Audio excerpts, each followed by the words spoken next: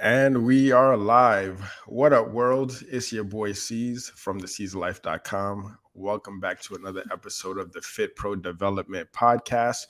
Today, I have a very lovely guest from Boston, Massachusetts. Another person that I didn't get the chance to meet while I was out there, but glad I was able to get introduced to her.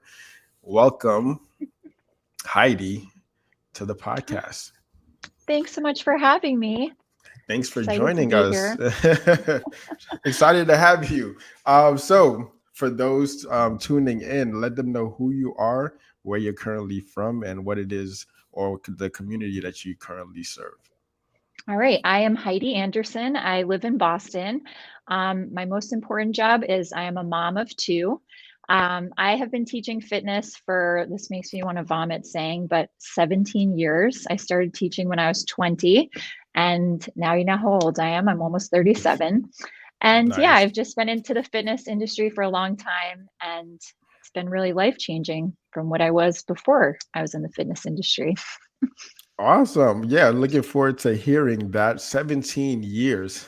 That's Yes. a lot of stories. You've seen plenty transitions and transformations with over that course of time, I believe. So looking forward to Yes. hearing that story. But that's awesome. Well, 17 years.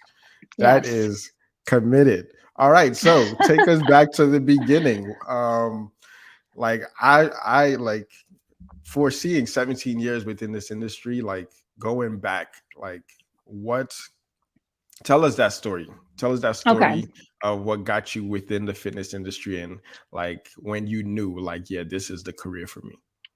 Okay. So if you knew me growing up, or if you told me growing up that I was going to be in fitness later in life, I would never have believed you. I was never into sports. I am probably the least competitive person you'll ever meet. And there's some people that say like, I'm competitive with myself, but I'm not even like that. Like I just was never into sports. I didn't care about winning. To me, everyone's a winner. Just probably not a good person to have on the team because that's just my thoughts. Like we're all winners. So never really found any interest in sports. And I did join a gym my senior year of college, or sorry, senior year of high school. But to be honest, it was probably for the wrong reasons, more because at that age I feel like diet pills were a fad and being really skinny. And I joined the gym more for superficial reasons, I guess. Mhm. And my freshman year of college, we did have a gym. I spent so many hours on the elliptical. I can't even look at an elliptical now just because of all the hours I spent my freshman year of college. You'd go out drinking, then the next day I'd be like almost punishing myself on cardio machines. And my relationship with fitness was just so different then than it is now. Um, so my sophomore year of college, I got an apartment, so I needed a job. And there was a gym, the Boston Sports Club, right nearby my apartment. And so I went there. I just figured it was an easy job. I could, have a free membership to the gym, do my homework at the front desk. And so I started working there. And I honestly think this was such a pivotal part of my life because really from here, my trajectory into the fitness world started. But there was a teacher, his name was Israel. And to this day, I still don't even think he knows how much he affected me in a positive way. I always like hope I'll run into him one day, and I just haven't yet, but maybe he'll listen to this podcast. Yeah. But he was one of the most popular teachers at the gym. Like his classes were so lit. Everyone wanted to go to his class. There was always a wait list. And I was kind of like, wow, what is it about this guy that's everyone is so drawn to? So I started taking his classes, and it was just like this energy, this community that I'd never experienced. And he made working out fun, and I feel like for, the few years prior to that, working out to me was almost like a punishment. And for once, I'm like, I was doing it because it felt so good, not because I was like, I drank too much or I ate too much yesterday, so I need to work it all off today. Like I actually started to learn how to enjoy fitness for the right reasons. So I became a groupie in his class, and he taught a cardio kickbox class on Tuesday nights that was super popular. And eventually he started asking me to stand in the front with him so that I could be like his demo person. So to me, that was amazing, especially me because Yeah. my confidence was so low. I was never one to talk in public. Like So to have so many eyes looking on me, at me, but to actually feel invigorated and not self-conscious was also something that was really cool. So long story short, and this is just an example of starting in fitness 17 years ago, because this could never happen now, but he would ride his bike all around the city. And one day someone hit him on his bike Mm, and he couldn't teach for like 3 months. And wow. he called the gym and he said, listen, I want Heidi to teach my class. Meanwhile, me, never taught a class in my life, not certified, zero experience. And he said, I need her to teach my class. She knows all the moves. The people already know her. They're used to watching her. So my manager at the gym at the time was like, sure, whatever. So they asked me, and I mean, it was one of those things where I could have easily just said no, because that was the easy way out.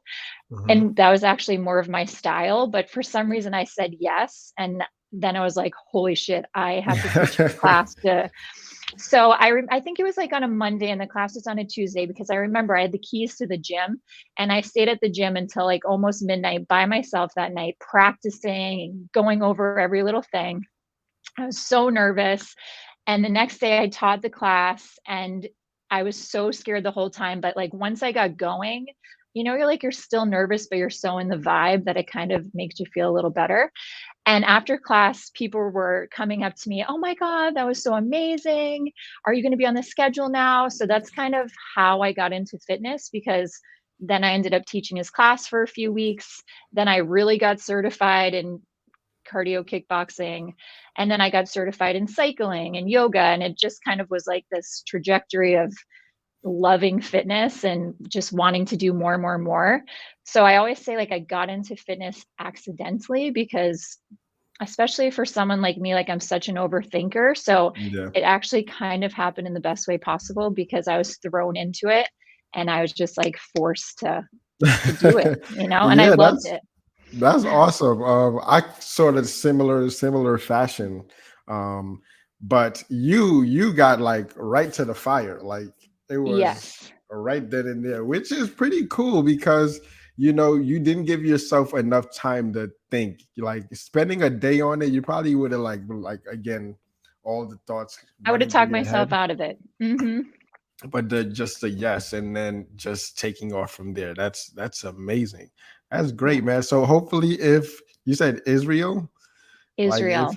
hopefully he's still out there. I know a few teachers that I'm looking to interview because they Yeah. got their own sort of diehard community and they've changed so many lives. Like there are so Hmm. many like boutique studios out there who don't really know um who's like mostly community within that community and just shapes Hmm. so many different people's lives, man. So Yeah. kudos to all those fitness instructors out there. And I've known Okay. a lot of people's careers started in those type of rooms, right? Like seeing the Hmm. community, seeing the vibes. That's a beautiful thing. Yeah. Really is. So yeah, so tell us some advice you needed to hear like 10 years ago or 17 years ago, when you were started based on everything that you know now. Um, I think one of the biggest pieces of advice, well, I really have two. My first one is you are not going to be everyone's cup of tea. And I still like am learning this 17 years later, because I'm such a people pleaser. Um, but so this is a funny little story. So when I was teaching that cardio kickbox class, I actually ended up taking it over for him. He came back and I just ended up keeping it. Um, so it'd be really packed. It was like one of the most popular Tuesday night classes at the gym. And every Tuesday night, there's this one woman who would come and she would only stay for the warm up and she would leave. So even though I had this like popular class and people were waitlisted to get in and blah, blah, blah, I could only focus on this one lady. Like every week, I'm like, so stressed out about it. It's like when you get so many positive compliments, but you can only focus on the one negative. That's what it was Yeah. like. And every week I would be so stressed out, because I'm like, what am I doing wrong that this lady can't even stay for the class? Like, clearly she hates me. Why does she even bother coming? Blah, blah, blah. So I'd really stress out about it. So one day I was in the locker room and she was washing her hands next to me. And I said, listen, I noticed that you come to my class every Tuesday and you always leave after the warm up. And if you have any constructive criticism, I would love to hear it. Like, what can I do to get you to stay for the whole class? And I just remember she reached out and she held my hands and she said, honey, it's not you. She said, I actually have a brain tumor and I'm not supposed to be jumping around, but I love your energy so much that I come to your class just for the warm up, because it's like, I can only do 5 minutes, but like, it's enough for me. And I was like, Wow. oh. But I mean, so in a way, I'm glad I said something to her, because it's just proof that you never know what people are going through. And then from there on, like, I think this was such a good thing to learn as a new teacher, because going forward, like, some teachers would get really stressed out if people would come late to their class or leave early. But that just Hmm. taught me a lesson. Like, I don't give a shit if you come to my class 10 minutes late. Like, maybe you were stuck in traffic. Maybe you're a single parent and you were rushing to, for the babysitter to come, or like, I'd never, as long as you made Yeah. it to the class and you're happy to be there, that's all that mattered to me. But also there's things like you can't please everyone, and sometimes you just aren't going to be everyone's cup of tea. And I think that's just the world, like that's the beauty of the world, is that we're all so different and there is an instructor out there for everyone. But yeah, I think as a people pleaser, it's definitely a lesson for me that I'm still learning, that not everyone's going to like my classes, and that's okay. Yeah. So I And think, also like having the wherewithal to go and actually ask, because yeah. assumptions is what eats you alive. But when you actually go there and ask, like, hey, like, is there anything that I can do? Or is there, like, because we all have blind spots, right? So just like, Mhm. is there anything that I can do? And then finding out what's the underlying cause of it. And that's also going to Yes. build community too, because it's like, you are focusing on the individuals, even though it's like a big group, right? You do Yes. take the time to, like, I care what you and respect what you believe in and what you can do Mhm. and whatnot. That's awesome. Yes. And you actually just reminded me, another lesson I would say is take the time to get to know people in your class, because then they're more forgiving of you also. But, the teachers that just come teach and then leave right after class, I don't feel like they create that connection. And, Yeah. when you create like a connection and people trust you, they're going to bring their friends and they're going to tell people about you. And I just think if you take the time to chat for a little bit after class, always leave time after class, and especially before class too, like ask for injuries, Hmm. pregnancy, whatever. So just taking time before and after class to actually connect with everyone. I always would like try to make eye contact at least once with everyone in the room by the end of class. Nice. So Awesome. So you've made several pivots, right, within your career. yes. Mm, Yeah. So for those looking to who may have just got out of got their personal training certificate or group fitness class, and they want a career similar like yours, what are some things that they should be doing right now? Well, I think the number one thing is to make sure you're actually passionate about it. I've had so many people that say, I want to be a teacher. How can I be a teacher? But they have a million other things going on. And I'm like, do you really have the time, the commitment, the passion to get into teaching? Because you don't just become a teacher and become a prodigy. Like, it takes a long time it's not as easy as people Yeah. think. People think it's So just that hour, right? That you're, yes. but there's all the preparation that goes Yep. into putting your all into that hour or a couple of hours, Exactly. right? Actually, when I first started teaching cycling at the Boston Sports Club, I had a friend who was teaching too, and we would stay until 11 or 12 and at night after the gym closed, and we would just practice teach to each other. But like Wow. looking back, I'm like, I was just so passionate, and so was my friend. Like, we just wanted to be the best teachers we could be, and like that is passion. So just make sure it's like you are passionate about it. You are ready to, it's not like a type of job that you can just do on the side to get started. Like I feel like Hmm. getting into the fitness industry, it does take a lot. So make sure you have the passion. Just know that it takes time to be a good instructor. Um, like you don't try to teach everything at once. Like I think it's good to get started with a niche. And then if you want to get into teaching other things, you go from there, but don't try to get in and teach a million different things. Does that make sense? Yeah, it definitely does. Yeah. Yeah. And also like always take other people's classes. Like I still to this day take classes everywhere online. And I was always pre-COVID, I was always like bopping around the city taking classes everywhere. A, because it's nice to just connect with the community of other teachers. And B, like I always took something out of a class, whether it's a new song that I heard that I really liked, a cue, maybe it was a cue that I didn't like that I say in my own classes that I'm like, ooh, I actually didn't like how that sounded. I won't say that in my class, you know? So like you always Mhm. learn something from a class. And Student like of the always game. I keep love it. learning. Yeah, and always keep learning. Like always, there's always workshops and continuing ed um and my biggest piece of advice, make sure you know to count on the beat. Like when people can't count to the beat of a song, that drives me crazy. Oh, You know what I that's mean? That's like that a sounds number like one thing. sounds like another lesson right there. Like, Oh yeah. yeah, because the playlist is a whole nother animal, right? Like Yes. some people just come to your class for the playlist and they're like, oh my God, this playlist is amazing. Yes. Do But you you're right. currently have any playlist on like Spotify that you curated? I don't really because I download a lot of stuff. I have like a whole process, but this is like you said, like people don't know all the behind the scenes of what goes into a class. So Hmm. I go on YouTube, I find remixes that I really like. I use this converter to download them, the songs, and then I put them all into my iTunes library.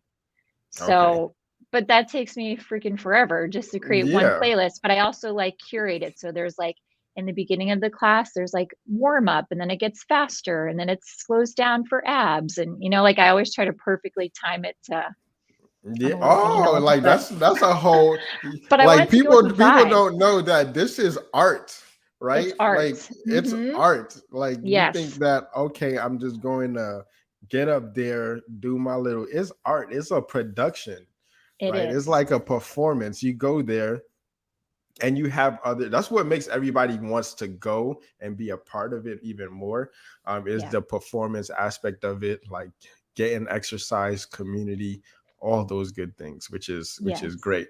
But it does take a lot because I used to teach boxing.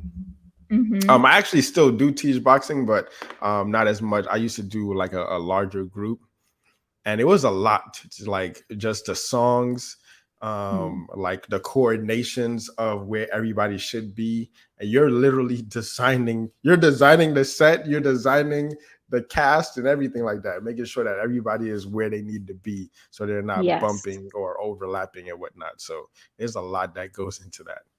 And you also have Do to teach the different levels in the class. Like you could have someone who's pregnant, someone, I used to teach this 9 a.m. class on Fridays, and I would have anywhere from college kids to this couple that was in their early 70s, and it was a hit class. So you have to learn to teach to, you know, all types of people, but also like the vibe of the class. Like sometimes the vibe would be low, and I know I need to like give it a little more oomph because you know it's just like the collective energy, so you just kind of learn to read the room. And it's like I was not a good teacher naturally, it took me years to learn these things. So that was like my point about just be patient and you'll become a good teacher, but it takes time. Yeah. So currently what role do you fill the most, or what community do you serve within the fitness industry? So once the pandemic, I worked at Sports Club LA and Equinox. Sports Club LA actually got bought out by Equinox. So I worked for them for a long time. And then when the pandemic came, I stopped working, obviously. And like while I was waiting to go back to work, I started my own online platform. So I just teach virtually. I have an on-demand library of like 200 classes, and I teach one live class a week. So it's just $20. It's a subscription, you can cancel anytime. Nice. But How did you come up or develop that concept? I think because I was teaching so many live classes during the pandemic on Zoom, and then people started asking me like, "Oh, can you record the class because I have to work and I can't make it or whatever." So then that's why I started to record my classes, and it became actually more of an on-demand thing because I feel like everyone wanted my classes at different times during the day. So I'm like, "You know what? I'm just going to pre-record them," and that's how it started. But I still do once That's a week on dope. Saturdays just to keep the connection. But I also had Yeah. another baby during COVID. And so like once I had my two kids, and I'm a stay-at-home mom, so I don't have a babysitter, I just was like, you know what, the amount of time it would take to drive downtown, get there early, park, teach a class, drive home, like it would take me hours to just teach one class at the gym. Never Yeah. mind like have to like get childcare for my kids so I could go teach that one class. And that's why I just decided not to go back to the gym, because I'm like, you know what, I That's kind of like my awesome. little home setup. So now Yeah, you have this on-demand platform that you correct. created. Basically, another accident. Would you say that's Yes. another accident? Yeah. I So never even knew how, like, I am the worst with technology. I one time thought I needed a new printer because I told my husband, oh, the printer hasn't worked for months. We need a new one. And he's like, let me just look at it. And it turns out it was never plugged in. So, like, that's how I was with technology. But it's uh-huh. kind of funny because over COVID, like, I learned to build a website. And, you know, if you look at my classes on demand from the beginning of COVID to now, like they've improved so much in the quality. I like cringe watching my classes from early COVID because I'm like, oh Hmm. my God, they look so crappy. But it's just like I've evolved and you just learn as you go. So now Awesome. I'm like a techie woman. There you go. I love it. So now you have your own on-demand platform, which is Correct. big because you're not confined to your city now. You're like Yes. more like global and whatnot. So is Yes. this something that you're continuously like looking to grow? Yeah, and I really enjoy it. Like I used to train a friend in Kuwait. She lived in Boston. We met in Boston and then she moved back to Kuwait. But now like she's able to take my classes again. And I just like love that, you know, anyone anywhere can take the classes. I just like that, like you said, I can teach whatever format I want. Like when I taught at Equinox, we really had like a structured format for every class that we were supposed to follow, which don't Mhm. tell anyone I usually didn't, but I just like having the creative freedom to teach anything I want. So, Awesome. So and for and those on my who own time. yeah, so for those interested in maybe um looking to build their own on-demand platform or looking to Hmm. connect with yours, like what should they be doing in order to do that? So I use a platform called Sutra, Sutra, and that's what all my classes are on, and it's Mhm. amazing. It's only $25 a month. You can put on as many classes as you want. So that's what holds all my classes. You can integrate it into your own website. Um, and then you mean like how do I do my classes, or how do you get Yeah, started? so you mentioned that the stack is Sutra, right? And it can Yes. integrate into your own. Does it process payments? Does It it? processes payments. Yep. You can teach live classes on it. You can send emails from it. It's really awesome. They even have an app too if you wanted to eventually have your own app. So, Okay, so I'll be sure to link that in the show notes. That's yeah. definitely big with the on-demand classes and everything, because that's definitely where the industry is moving. You saw Yes. that with Peloton doing those on-demand, but the thing is, it's Peloton's platform, but Yep. you integrated like a platform within your wellness brand, and then now it's your platform, right? So that Exactly. is dope. And it's super user friendly. Like I was paying $300 a month for a different platform. And then I Mhm. kind of stumbled upon this one and it's so much better. And it's just, yeah. So anyone who's interested in building some sort of on-demand library, definitely check that out because it's Sutra. And helpful. do Sutra. you record through it, or do you integrate it with Zoom? So I actually record on, like, we got a newer iPad. So I use the iPad and then I have Hmm. like my lighting and stuff. And then after I film on the iPad, I send it to my laptop and I edit it all in iMovie. And then I add in music, I download it, and then I upload it to Sutra. And then it Okay. automatically shows up on my website. But literally, Okay. like that's another thing. Like to teach one 30-minute class takes me at least 2 hours of work just to get it onto my Just site. okay. But Cool. but Awesome. now I'm kind of like a little faster with Yeah, it as you it's that learn it. learning curve. A lot of people don't make it to that learning curve, right? Because Yes. they hear like I'm not a tech person, and here you go, someone that's not really a tech person accidentally just was able to build an on-demand platform. Like that's, Exactly. so if you know what to look for, you'll find it eventually, Yes, which is that dope. is so true. So over those courses, right? So now you have on-demand Mhm. platform, you had yoga, kickboxing, like working for different companies. What has been some of the biggest challenges that you had to overcome? Um, so I would say one of the biggest challenges was definitely like burnout. I didn't even realize how burnt out I was until literally COVID when I was forced to stop working and stop teaching. And I feel like the first month of quarantine, I slept till 10 a.m. every day because my body was crashed. It's almost like when Mm, your body is used to going on adrenaline for so long. I mean, for years, I was used to like teaching a 6 a.m. class, teaching a 9, a noon, a 4, a 7, like going all day long. But I never realized, and on top of that, I would take other people's classes. But I just think for years and years, I didn't realize what I was doing to my body from teaching so much and never having like a structured schedule and sleep. So I think that was another reason that once I started teaching at home, I'm like, oh, this is so much better at my age for me, mentally and physically. Like maybe in my 20s, it was easier to teach like that. But as I got older, I started to realize like this is not a sustainable long-term job for me. yeah, Um, that's the coach's dilemma. Like yeah, burnout is just around the corner, especially when you have so much passion. You don't realize like you're going extra hard and you true. revving that engine for like 8 hours a day. Some Hmm. coaches who like replace their sedentary lifestyle, going, sitting at a desk for 8 hours, to going like ramping up. That's like a drastic change. You got to build that work capacity to even like perform at that consistent high level. It's true. And it's not like it's a 9 to 5 where you're getting paid consistently. So I feel like when a class offering did come up, I would say yes, because I'm like, it's just another, hour to get paid. So you Hmm. kind of get sucked into this trap of just saying yes to everything or subbing for everyone just to make the money, you know? Yeah, yeah, that So is great. So yeah. obviously, it really isn't like straightforward waking up one day and building an on demand platform, right? You Yes. have to have a community. So how did you like build that community and then was able to shift that community onto this on-demand platform?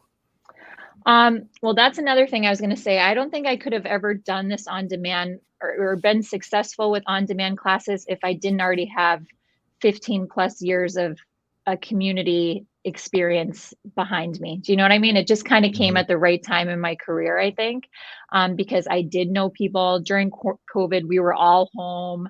None of us could go to the gym. Everyone had Instagram. So, like, people were able to see what I was up to from my Instagram. And I think that helped so much. I feel like COVID forced a lot of us to pivot our careers. I always loved the idea of teaching online just because my family, we travel a lot and I love the idea of being able to teach from anywhere. But I Hmm. never like had the courage to take the leap to do it because it's felt so foreign. But I think during like the pandemic time, we all just had to learn how to pivot and use Zoom and stuff. So it kind of came at the right time. So I do think if you're trying to build up an on demand, you need to be really active on social, and it would be preferable if you already had a community of people built up, because people Yeah, still like the awesome. live interaction too. That's why I Yeah, always like try I to teach can't, the yeah, Saturday. you can't shake it, right? There's always that Yeah. human element, that connectedness, right? Yes. And I always make it a priority, like, okay, if I'm going to be in this city, I'm going to tap in with my community members, right? So it's like, okay, I'm going to be here. Let's meet up. Let's actually, I'm not like this virtual pixelated person, like I'm a Yes. living, breathing human being, right? So definitely build a community, Hmm. and just offer them value, and they will follow you, right? And clearly, the proof's in the pudding. Yeah. And one more thing, another challenge I'd have to say, this sounds a little vain, but I like to Mm. keep it real. A big challenge I had with fitness was when I became pregnant, because just for so long, you're so used to, I'd say it was worse when I worked at the gym when I was pregnant with my first baby. But for so long, you're just used to people looking at you all the time. And Mhm. then it's like you become pregnant and all of a sudden people are commenting on how you look all the time. Like every class, someone has to tell you how much bigger you got and blah, blah, blah. And your belly's so big. Are you having twins? Things like that with my Mhm. son he's my oldest, but I would teach a class, get some comments, go to my car, cry the whole way home. And I feel like that really took a toll on me I feel like I couldn't even enjoy my first pregnancy as much as I wanted to because I was teaching so much. So I was tired, but also just like the constant comments on my Mhm. body was like so hard for me. And then when I was pregnant with my daughter, the second time that I was only teaching online.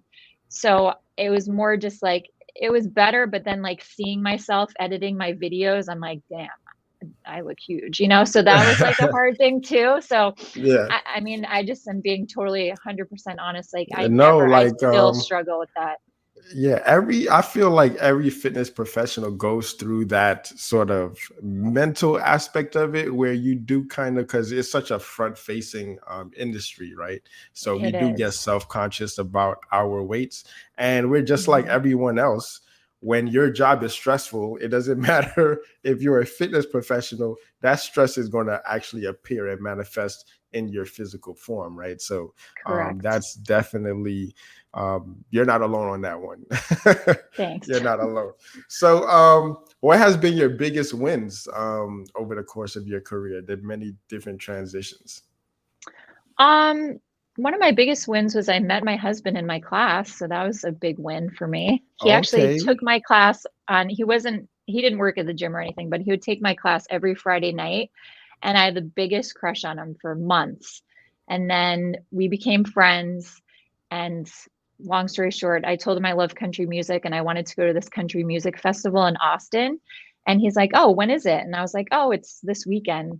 And he's like, "Do you want to go?" And I'm like, "You mean fly here from Boston there, together?" And he's like, "Yeah, why not?" So he bought us tickets and we flew to Austin for our first date and we've been together ever since. Wow. So that was That my is big a win because I think that's I had a a crush on fairy him tale right before there. I had a crush on him, I think, before he had a crush on me. Maybe he just or that's what it seems like anyways. Maybe he's just playing it Hmm. cool. But yeah, so Yeah. definitely my biggest win was meeting my husband there. But also, like, the thing that I really love about fitness is that you could have someone in college in your class, you could have like a big wig CEO. It doesn't matter who's in your class, you don't even know because you're all in it together. And I Hmm. just love the feeling of like, it doesn't matter, all walks of life are in that same room doing burpees together. And Yeah. just like the friendships and people that I've met at the gym, I feel like are my biggest wins because even though I'm not physically in the gym anymore, I have friendships for the rest of my Last life a that lifetime. all Yeah. started. Yeah. Like some of my best friends ever are still from the Boston Sports Club, the very first pace that I ever taught. So Awesome. yeah, No, my that's biggest great. wins are Yeah, the community. like yeah, the gym is I always say you have problems, go to the gym. You Yep, need to figure out some answers, go to the gym. You need to it's true. de-stress, go to the gym. Like you never know. Everybody that's like that. The gym has its own and classes like yours has its gravitational pull, right? Like people are Yes. searching that same thing, that connection, Mhm. the all these different hormones just pulling people into your class, right? So Yes, and I you would never love to know. see Yeah. people become friends in the class. That was another Yeah. thing. I'm like, you'd see the same sometimes I'd say to my class, "Okay, before we get started, I want you to turn to your right and introduce yourself to the person next to you," because every week I'd have people come and stand in the same exact spot in class. And they'd Hmm. have their arms by their sides and they wouldn't say anything, but it's like every week they're standing next to the same people and never talking.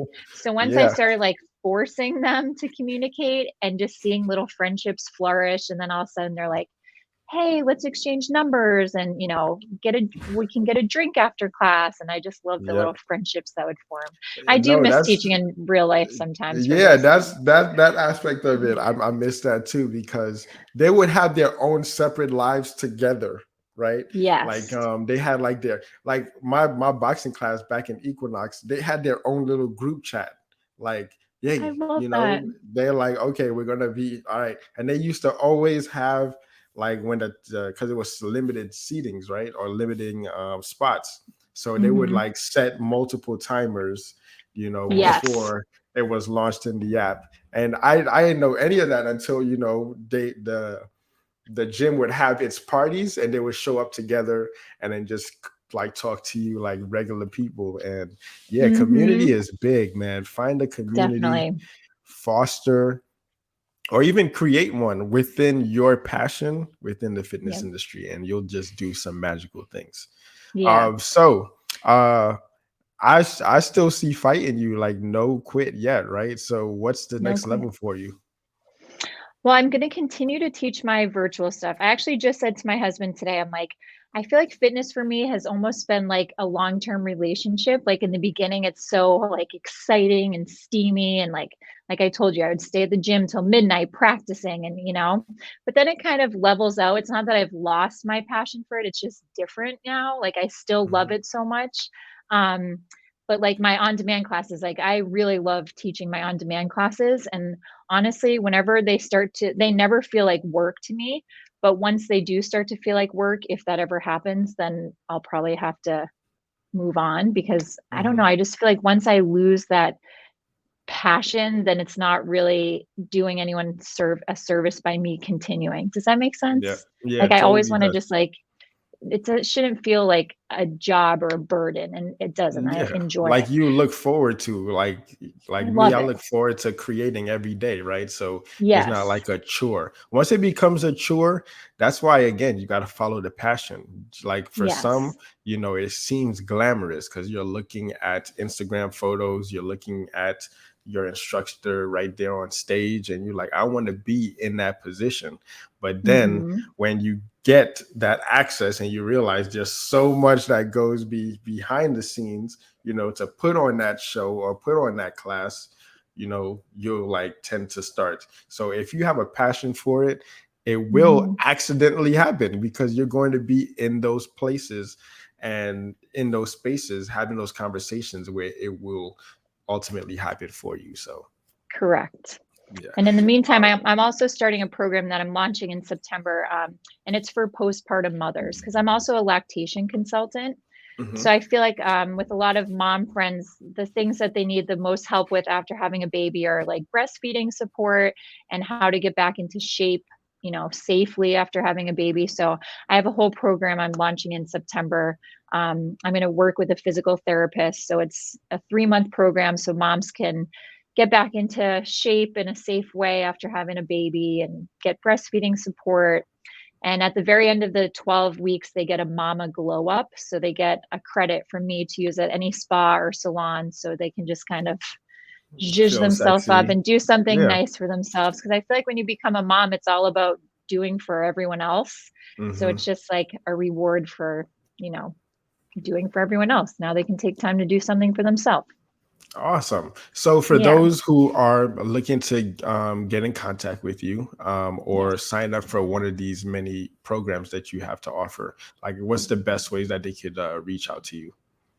You can go to my Instagram, Heidi Anderson Wellness, or my website, HeidiAndersonWellness.com, or you can email me, Heidi at HeidiAndersonWellness.com. Luckily, there's no Awesome. other Heidi Andersons in wellness because it was easy to get all three of those. Can easily find me. There you go. All you right. So know, I'll be sure to put those down in the show notes. Thank you so thank much, you. Heidi, for sharing Thank your you journey so with us. much. Truly fascinating how everything unfolded for you, and it's beautiful. You Thank have you to write so a much. book about it someday. I You don't have know, to write. maybe one day. That's a novel right there. Like I have definitely. some more crazy stories. I'll tell you Yeah. one thing I could never do now. I was maybe 21. I taught a 9 a.m. spin class every Saturday, but I would go out on Friday night and I wouldn't get home till at least 3 in the morning. And Wow. I would walk to Cambridge to teach the class. It was like 45 minutes, 40 minutes from where I lived at the time. And I would still teach a bomb class. But now I can't even have a glass of wine on Friday nights because I teach Saturday mornings. I'm like, oh no. So I I've I definitely totally get evolved. it. I used to like it's punishing like if Yeah. you yes, it's punishing doing the doing the partying the night before and then waking up crack of dawn to Yeah. it is brutal. But there was this I guy, there didn't. was this one spin instructor at Equinox. He used to do Mhm. it Friday nights. So after the spin class, everybody, drenched with sweat, they would go Yeah. shower and then they would hit the town because they're like, hey, I put it all on the line here. I'm gonna go pig out, and then I don't have to wake up and be anywhere tomorrow morning, right? So Hmm. that slot was very coveted, but Yeah. yeah. Anyway, yeah, thank you so much. You got to come back. Thank you Tell so us much. how the rest of the your journey unfolds. I'm eager to see how this on demand platform and this postpartum wellness program that you have, how that unfolds Thank as well. you. Thanks so Awesome. much. And like I said before, I think we were recording. I wish I knew you when I got started because I feel like you're such an asset to not just new teachers, but all teachers, you know? It's nice Yeah, to have this platform definitely. too. I was looking, searching, and then finally I'm like, man, I guess I have to create it. I'm telling like, yo, we should do this because I have these conversations in the locker rooms with all the coaches all the time. Mhm. And Yeah. we would spend like hours in between sessions talking about these things. And I'm like, yo, this is like some really valuable information because Mhm. there are certain things that you see, right? But you don't see the behaviors behind what you see, what made this coach, right? And you Yes. hear it within their conversations. So I'm like, yo, let's bring this to the limelight. And those people who, most of the ones are those who give up too early, right? You still Mhm. got some juice left, but you just, for some reason, like maybe it's just a lack of community or whatever it is, just puts you back into something that you're not passionate about. So if I'm You're able to correct. build like a archive of documented conversations around, us, then I'm all for it. So definitely going You're to reach awesome. out for you again and get you back on the platform, especially Thanks because I so know a much. lot of people that would like, I'm going to be sharing this all over because I know there's a lot of, fitness instructors who are looking for little insights and perspectives to keep them going. Yes. Thank you. Honored to be here. Awesome. I'll shut up Awesome. now. I feel like I want to just keep talking to you, but Yeah, we'll talk it out, but we'll we need a wrap this part show two. up. Yeah, Okay. definitely need a part two. All right. All right. So that was my guest, Heidi. So grateful for her showing up and pulling up. Again, I'm going to leave all of her contacts down in the show notes. If you're a fitness professional looking to get your story out there, feel free to reach out and then we'll get you on the show. Love to hear different insights and perspectives within the fitness entrepreneurial journey. So, this is the platform for you. Till the next time, guys, thanks again for watching. Comment, share, subscribe. Peace.